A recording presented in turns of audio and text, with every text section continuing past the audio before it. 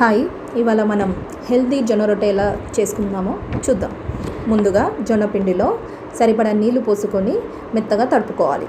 అలా తడుపుకున్న జొన్న పిండిని కొద్దిగా తీసుకొని దాన్ని బాగా తడుపుకోవాలి. మెత్తగా కలుపుకుంటే ఏంటంటే జొన్న రొట్టె అనేది విరగకుండా చాలా బాగా వస్తుంది. సో మీ చేతులతో బాగా తడుపుకొని తడిపిండి వేసుకొని జొన్న రొట్టెను పెద్దగా చేసుకోవాలి.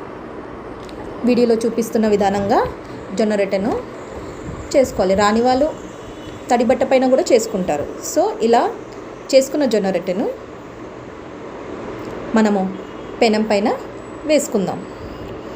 నూనె లేకుండా మనం జొన్న రొట్టెలు చేసుకుంటాం కాబట్టి అది మనకి ఆరోగ్యానికి చాలా మంచిది. సో అలా వేసుకున్న జొన్న రొట్టెను చల్లనీళ్ళతో తడుపుకుందాం. అలా ఒకవైపు కాలిన తర్వాత మళ్ళీ తిరిగేసి జొన్న రొట్టెను నీళ్ళతో తడిపి కాల్చుకుందాం. అలా రెండు వైపులా చక్కగా జొన్న రొట్టెను బాగా కాల్చుకున్నాక మన జొన్న రొట్టె రెడీ అయిపోతుంది.